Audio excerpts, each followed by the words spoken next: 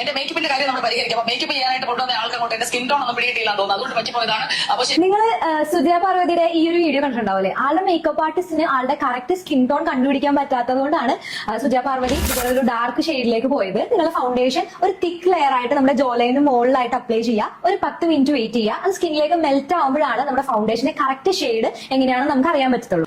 ഞാൻ എന്റെ ബിഗിനിങ് സ്റ്റേജിൽ ഫൗണ്ടേഷൻ ഷെയ്ഡ് കണ്ടുപിടിച്ചുകൊണ്ടിരുന്നത്, ഇപ്പൊ എന്റെ കയ്യിൽ ഒരു ബ്രാൻഡിന്റെ ഒരു 5 ഫൗണ്ടേഷൻ അല്ലെങ്കിൽ ഒരു 3 ഫൗണ്ടേഷൻ ഉണ്ടെന്ന് വിചാരിക്കുക. അതിൽ എന്റെ ഷെയ്ഡ് എന്താണെന്ന് ഞാൻ ഫസ്റ്റ് കണ്ടുപിടിക്കും. ഇപ്പൊ എന്റെ അടുത്ത് വരുന്ന ബ്രൈഡോ അല്ലെങ്കിൽ ക്ലയന്റോ ആള് എന്നെക്കാട്ടിലും കളർ കൂടിയിട്ടുള്ള കുട്ടിയാണോ അല്ലെങ്കിൽ കളർ കുറഞ്ഞിട്ടുള്ള കുട്ടിയാണോ എന്ന് ഞാൻ നോക്കും. അപ്പൊ എന്റെ കയ്യിൽ എന്റെ ഒരു ബേസിക് ഷെയ്ഡ് ഫൗണ്ടേഷൻ ഉണ്ടല്ലോ, അപ്പൊ അത് വെച്ചിട്ടാണ് ഞാൻ മറ്റുള്ളവർക്ക് ഒരു ഷെയ്ഡ് കണ്ടുപിടിച്ചുകൊണ്ടിരിക്കുന്നത്. അത് എനിക്ക് ബിഗിനിങ് സ്റ്റേജിൽ ഭയങ്കര ഹെൽപ്ഫുൾ ആയിരുന്നു. മേക്കപ്പിൽ ഏറ്റവും ഇമ്പോർട്ടന്റ് ആയിട്ടുള്ള കാര്യം ഈ ഫൗണ്ടേഷന്റെ കൺസീലറിന്റെ ഒക്കെ ഷെയ്ഡ് സെലക്ഷൻ തന്നെയാണ്. ഇതുപോലെയുള്ള ഇമ്പോർട്ടന്റ് ടിപ്സിനും ട്രിക്സിനും മേക്കപ്പ് റിലേറ്റഡ് വീഡിയോസ് ഒക്കെ നിങ്ങൾക്ക് ഇഷ്ടമാണെങ്കിൽ പേജ് ഫോളോ ചെയ്യാനായിട്ട് മറക്കരുത്. അപ്പൊ അത്രയുള്ള താങ്ക് യു സോ മച്ച്.